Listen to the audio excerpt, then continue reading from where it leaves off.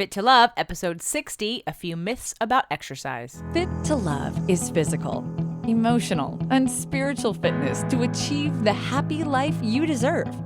From exercise to cooking, relationships, and spirituality, you'll find all the inspiration you need right here with our host, JJ Flizanes. Hello and welcome to Fit to Love Wellness Wednesdays. Today's show, a few myths about exercise. And today's special guest would be yours truly. I'm actually going to do something a little different today. I'm going to take an interview of me that was done by Chef Arouge. He's been on the show twice. We did the hidden dangers in our food, and we did grass-fed versus factory-farmed meats and fish, and I interviewed him. Well, for his audience and followers, he interviewed me about exercise, and I thought I'd take this recording and share it with you. That way, even though I get to talk about some of this stuff on the show, because it's my show and I get to talk about whatever I choose to share that I think is going to be empowering and educational and uplifting and good for strategy for getting you to your goals, I often don't get someone interviewing me. So I thought I'd share that with you. So here we go. Hello everyone, this is Chef V, founder of CulinaryCreator.com and RealFoodIsMedicine.com. Today's call is all about fitness, and my guest is the expert of fitness. JJ Flizane is an empowerment strategist and the host of Fit to Love podcast show. She's the director of Invisible Fitness, an Amazon best-selling author of Fit to Love, How to Get Physically, Emotionally, and Spiritually Fit to Attract the Love of Your Life, and was named Best Personal Trainer in Los Angeles for 2007. JJ vividly reminds us that the word fitness is not just about the state of one's physical body, but also the factors which determine a person's overall well-being. And for JJ, the key component in all these areas are invisible: balance, support, structures of nutrition, emotional centeredness, and health. JJ has been featured in many magazines, many national magazines such as Shape, Fitness, Muscle and Fitness, Hers, Elegant Bride, and Women's Health, as well as she appeared on NBC, CBS, Fox 11, and KTLA. For her clients and followers, JJ designs customized coaching programs and unique versatile approaches that harmonize the emotional, the mental, and the spiritual. Without further ado, I want to welcome my guest, JJ Flizane. JJ, thanks for joining me. Thanks, Chef. Happy to be here. I really appreciate your time. I know you're a super busy woman, so I really appreciate you being in here. Thank you. Thanks for having me. So for most of our listeners, what you and I deal with is very big issues sometimes, because there's a lot of misunderstanding when it comes to fitness, especially when it comes to fitness for weight loss or well-being. There are two different things, I think, right? A lot of time people do it wrong, and that's partially because of the misunderstandings or the misinformation that's out there, because most people just go for like, oh, just exercise and you'll be fine. So can you share with me maybe some of the myths and the mistakes when it comes to exercise? Absolutely. There are more than we can have on this call today, but we'll start with sort of the top myths and mistakes about exercise. And the first one goes to our lovely Western Medical Society and doctors, and definitely of olden age, not necessarily of the newer physicians coming out now, but it is a pretty well-known fact that most doctors, let's say you wanted to lose weight, if you asked your doctor about it, they'd probably tell you to eat less and move more. Exactly. Right. And exercise is used often as a prescription for people in a way that's very general. They'll say, well, just exercise more. And when I say to you, okay, well, what does that mean? If you told me to exercise more, how? It's like going shopping. Well, for what? I need a little bit more information than just exercise. And so because we don't really talk about the different effects of exercise on your body, people are just looking for weight loss, and they're considering all exercise equal. That's one of the biggest myths, because a yoga class versus a Pilates class versus a walk down the street versus a CrossFit versus training for a triathlon are all exercise, but they're all very different exercises, and they're all going to have different effects on the body. So when people just think, well, I don't like, let's see, what kind of exercise do I like? I like yoga, so I'm going to go do yoga. And then you wonder why you're not losing any weight. That's because what did you expect from yoga? You just figured it was exercise, and it's going to do whatever you want to have happen. And then we don't put any further thought or planning into what we're thinking about. It's like with the food, right, with eating. And I'm sure that you've talked about what effect different foods have on the body. It's not that all food gets digested and broken down the same way or assimilated the same way, and some foods have different effects. Same thing with exercise. You can't just say exercise more or how often did you exercise. I have people who've exercised 5 days a week who get no results before I see them, and then we make it 3 days a week and they get results. So it's not necessarily the number of days that you're doing exercise. It's 4 factors. It's 4 major factors, and then creating a plan that's appropriate for your goals. Not everyone has the same goal, and that's another big myth. When people think, oh, you're exercising and you're not losing any weight. Some people don't want to lose any weight. Some people just want to get stronger because they're aging, and they want to build bone, and they want to maintain their hormone levels, and they want to stimulate hormone production with their exercise. But they're actually not that concerned with losing weight. And then some people only want to exercise to lose weight, and some of them are choosing the wrong exercises that could help them get there faster. Depends where they are physiologically. People are struggling, yet you'll see them on the same treadmill every single day, and you know they haven't lost an inch or a pound. That's because their idea is that in order for me to lose weight, and that's another big myth, is that in order to burn fat, I have to do cardio. That's not true. Can you lose fat doing cardio? Absolutely. But is it guaranteed? Nope. And is it the best way? Not necessarily. I had a woman, one of my very first clients when I moved to the South Bay from Hollywood after I'd moved from New York. She was really wanting to lose weight, and she was about 5 foot tall, and she had started doing the treadmill and monitoring her calories. She was eating about maybe 1,000 calories a day, and she was doing an hour on the treadmill, and she did an hour 5 days a week, and then I think she increased to 6 or 7. And that's when she called because she'd only lost 5 pounds in 3 months. And, of course, that was when I got to say, well, you're doing the wrong exercise, because she was over 50 at the time, and her hormones were changing. So she was losing the hormones that support keeping the muscle that you have. And even if you aren't 50 and you're not doing resistance training, you're still going to lose muscle. So she wasn't increasing her metabolism, because most women, especially, and women over 50, think that in order to burn fat, I have to do cardio. And the best scenario for you to burn fat is to increase your body's ability to burn fat by adding active tissue. And that's by using resistance training, not by doing cardio. But because resistance training is like your long-term investment strategy, you're not going to see the results right away. You're not going to make huge leaps and jumps within the first week or 2 weeks or 3 weeks. Building muscle takes some time. And once the body clicks in and sort of increases that active tissue, and then your metabolism increases, you can see, I had one client once, she worked out 3 days a week, and she was monitoring the weight loss and monitoring the food, and she maybe lost 1 pound or 2 in the first month, and then by 8 or 9 week mark, 7 pounds came right off. And the only difference was her body adapted, and all of a sudden her metabolism increased. She had more muscle. She lost some body fat, and that's when it happened. But it's not like calories in and calories out, it's not a math equation, and that your body's going to react the same from week to week. It's about increasing your active tissue and raising your metabolism. And women think that because they do cardio that it increases their metabolism. And actually, it's another fun myth. Cardio and losing weight decreases your metabolism because it takes less energy to move a lighter person. The only way to increase your metabolism is to do resistance training and build muscle. And even when you lose a significant amount of weight, you're still going to decrease your active metabolism, what you're using in terms of calorie burning to move you around, because it'll be easier to move you around. But I like to make sure clients understand their resting metabolism. You're a car. We're going to burn calories differently. You're going to need probably more than me, because you're just for the sheer fact that you have more testosterone than I do, and you're a man. And that right away, even if the two of us were to sit on a couch for a month, you'd burn more calories than I would. And people don't understand that in order for them to increase the amount that they burn, they have to add more active tissue, and fat is an active tissue. So that myth of, I'm revving up my metabolism by doing cardio. No, you're just burning more calories while you're doing cardio, but you're not actually increasing active tissue unless you're mountain biking up a hill, doing some kind of spin class. But even then, you are going to build muscle, but not at the same rate you could by doing a different kind of exercise. Going back to the exercise and the calories, one of the problems, I'm not sure if it's a myth, but perhaps it's a mental block, if you would. When they exercise, they go like, well, I deserve a treat now. Most of the time, it's a bad carbohydrates.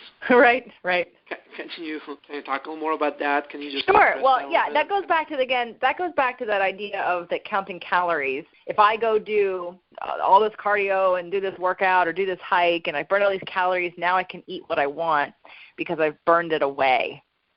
When you're eating for health and when you're eating for longevity, there's a different response to the body, and you're not focused on the calorie part of that, because the fun part about eating that gluten or eating that thing, whatever it may be that you're sensitive to, there's a potential couple pounds of weight gain right away that's water and inflammation. And so even though you may have burned the calories, you still may have gained weight on the scale because of the inflammation. And also exercising I think the deeper issue that we're going to get to here is that the exercise is punishment or making up for.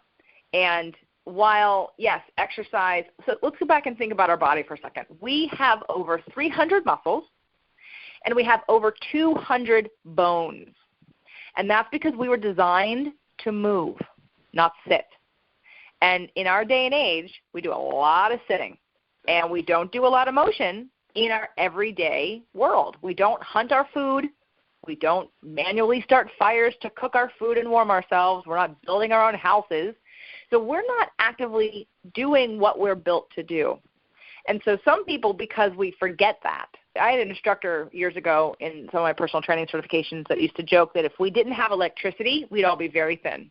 That's very true. And it's true.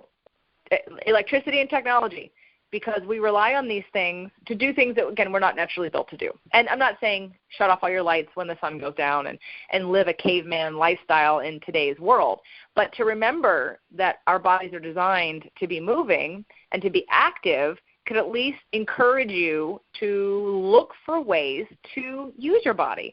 I'm that crazy friend that helps people move, and I do it because it's a great calorie-burning opportunity. Versus most of my friends think I'm nuts when I ask them to help me because they don't think like me. So me taking a heavy set of boxes up 2 flights of stairs is like, yes, that's my workout for the day. I just did lunges walking up the stairs with weights in my hands. It's a great way doing manual labor. Cleaning the house. I don't normally clean a lot, but when I clean for events and stuff, I wear the heart rate monitor because I want to know how many calories did I burn and how efficient was I? How hard was I working? Not because I'm going to eat them back, but because I'm showing myself that my daily chores or my working in the yard or planting or whatever is exercise. But most of us think of exercise as I'm trapped in a gym like a rat. I have to do the treadmill so I don't gain weight because I'm going to eat these things later. And as long as you stay in that mentality with exercise, your relationship to exercise isn't a healthy one. It's about shame and guilt and fear, and not about understanding the benefits. So if we were to reverse that a little bit, I would recommend taking a different approach to exercise, giving your body an opportunity to be in use. So again, all these muscles, all these bones, did I use any of them today? How many of them did I use? Where could I use them that would benefit me and my body? So for instance, I live close enough to the bank that if I'm working from home, which isn't happening as much anymore, but if I'm working from home, I will walk to the bank to deposit a check versus drive to the bank because I'm getting an exercise and I'm doing something. So I'm combining something that I want to get done into my day with something that I have to get done. Same thing with running or with doing certain cardio exercises with friends, having accountability, making it fun, going hiking, doing some kind of triathlon race with a friend, because then you get your friend time, your play time, and your exercise time. Combining listening to a show like this while you're exercising on the floor. I teach people how to exercise in their home.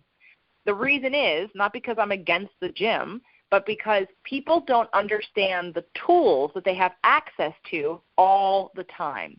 When you learn about your muscles and your bones and using your body weight as exercise, learning about using tubing, it weighs literally a couple pounds or not even a pound, and you can take it with you and you can put it in a door and work your whole entire body.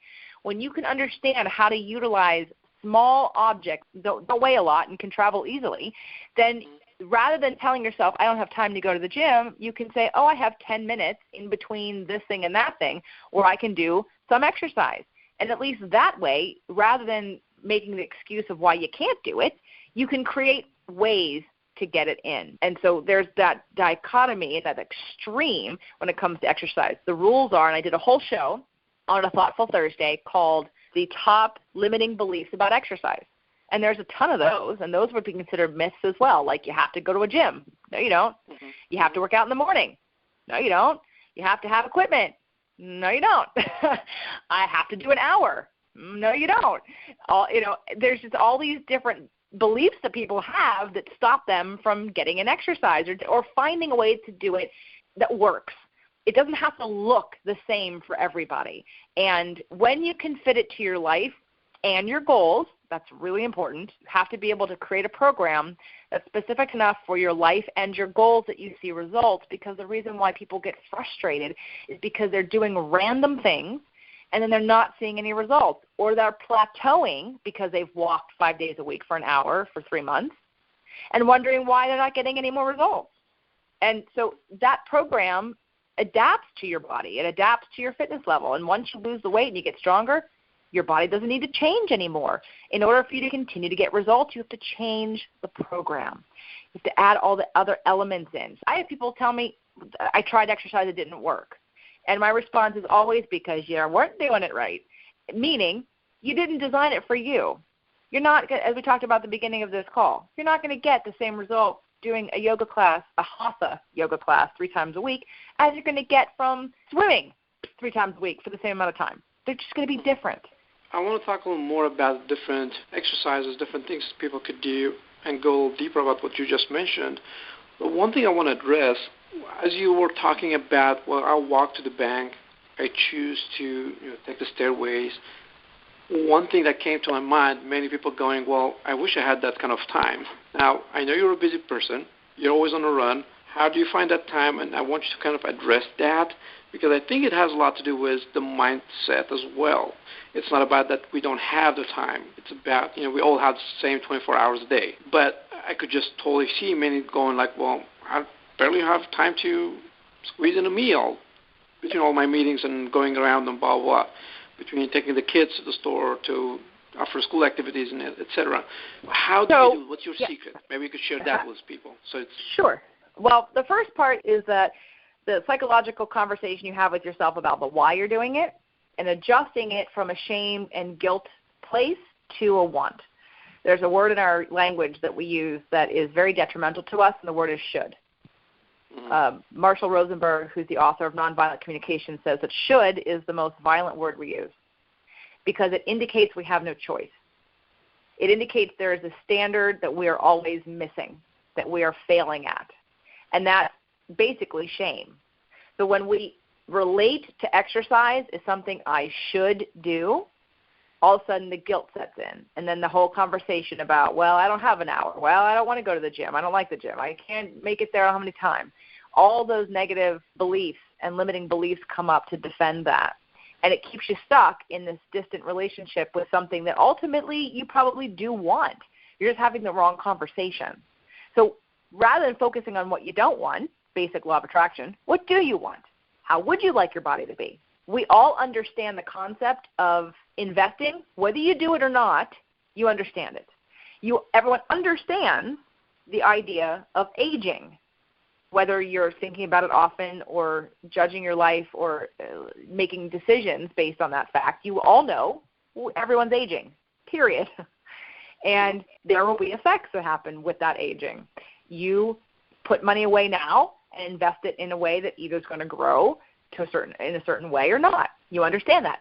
My father takes very good care of our stuff at my parents' house, his car, the television. He fixes everything and maintains everything perfectly so they last a long time, especially cars, men especially with cars, right? You fix the car because it lasts you longer when you take really good care of it. Again, we understand this concept when we look at other things. So what about your body? You know that what you do now is going to show up 20 years from now. You can't spend 40 to 50 years of your life abusing your body and think all of a sudden you're going to turn it around in 2 years. That's not how it works. We all have a set of bones and cartilage and joints that degenerate like the tires and the brakes on your car.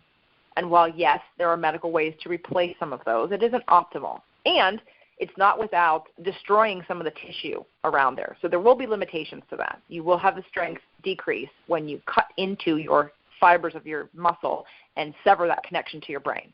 So yes, you may replace the joint, but you're going to lose some strength in the muscles. So let's not think of that as an option, but just know this is what you get. You get one body, period. And how you treat it every day cumulatively will give you the results. You can look ahead and see anyone who's aged, let's say, in their 70s, 80s, or 90s, and you can make a general assessment about how they lived their life.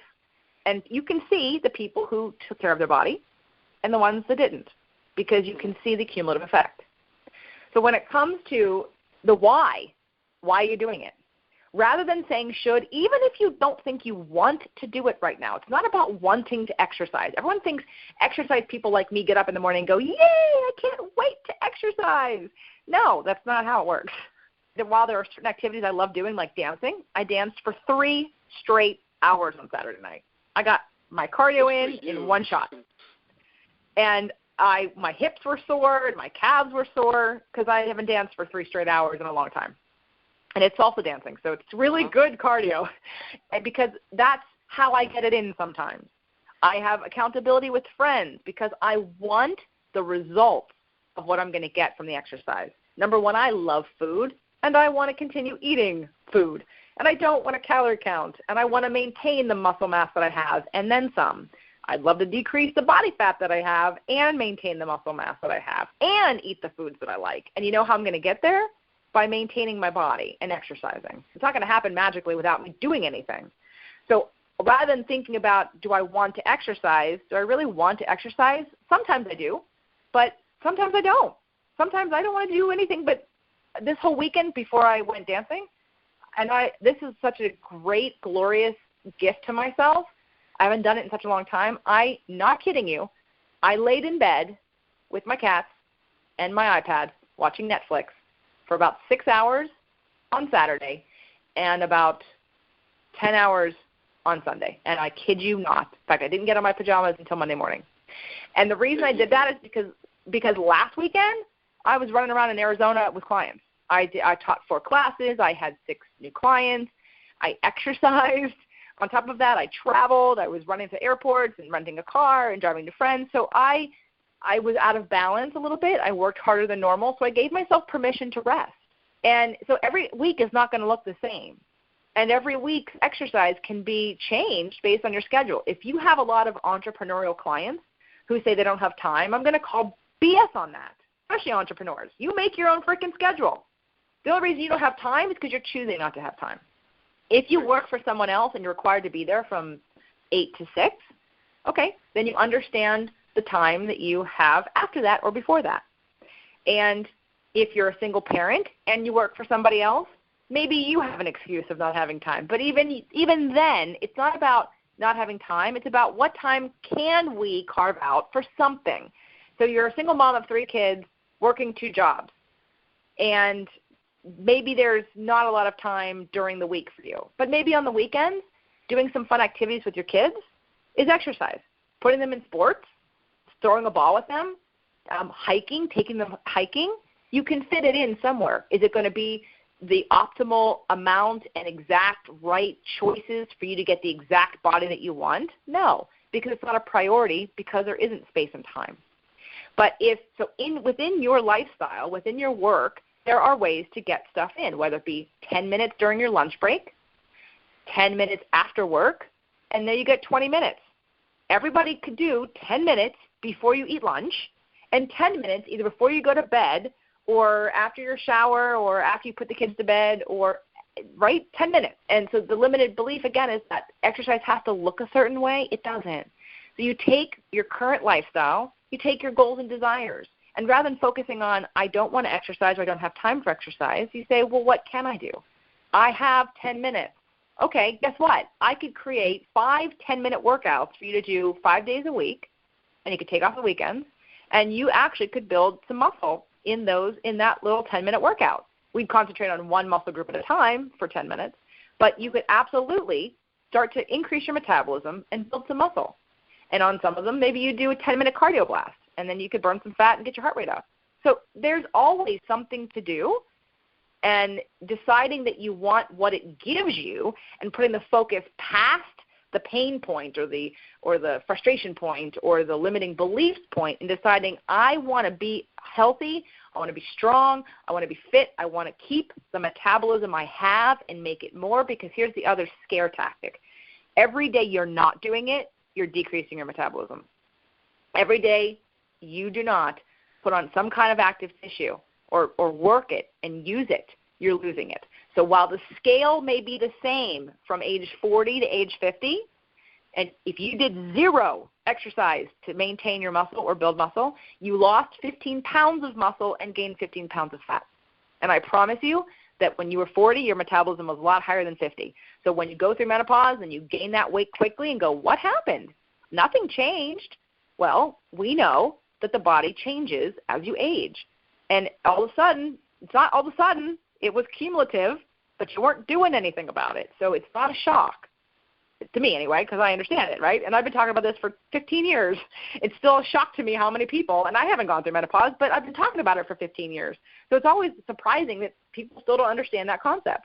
It's amazing, but again, we don't look at our bodies the same way as we look at our cars or our investments. We don't maintain it as well. Yeah. We expect, just because we are not doing something different, we expect things not to change, but our body really changes whether we like it or not, especially with all the environmental factors involved in it that we don't really take into consideration.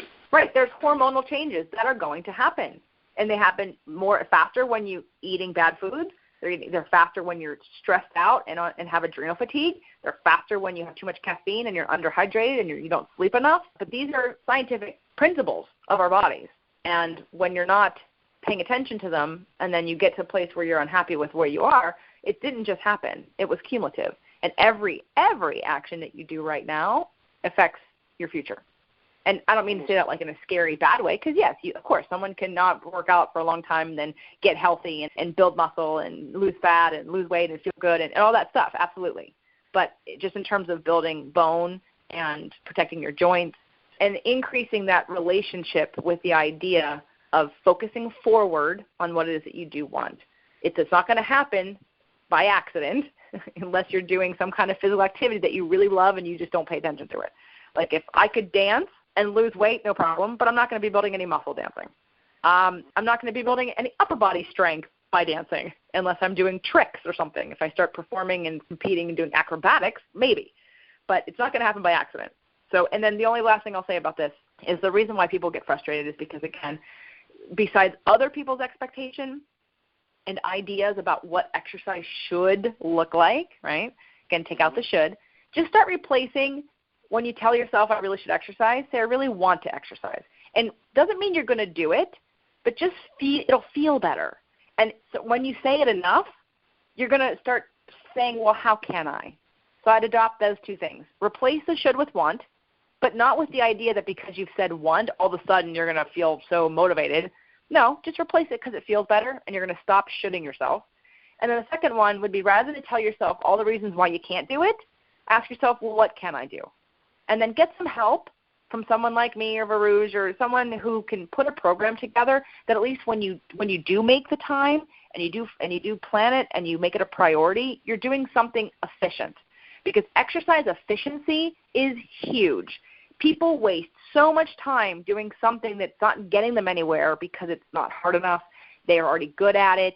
It doesn't give the effect that they want for the goals that they want. And so all this negative programming just reinforces the idea that exercise doesn't work and that you worked so hard and you spent all this time, but you didn't get the results that you wanted. You didn't get the results you wanted because you just assumed that all exercise gets you to the same place. It doesn't. For those who are interested in learning more about your programs, where they could find more about what you do and how they could work with you? Well, the best place to go right now would be to the show website, which is fit2love.tv. It's FIT, the number 2, LOVE.tv. Chef Varouge has also been a guest on a Wellness Wednesday, talking about the hidden dangers in our food. But there's information there. There's a products page that has a consultation. It has a 30-day jumpstart program. You can check that site out first. If you want something more specific, I do everything from phone coaching to Skype training. I have people all over the country who basically do sessions with me over Skype. And I can just set up a program for people and let you go, or I can keep you accountable. Absolutely, if you're confused about what's stopping you, it might just be a consultation that you need. So I do use a formula. It's a formula that I teach you how to use, and then you get to adjust it and continue your journey. And then when you plateau, you'll know how to adjust it. You may not know the exact options that could maybe be best for your joints or the best way to build muscle, but you'll understand the concepts. That way you could take the program and for a while adjust it yourself to continue to get results.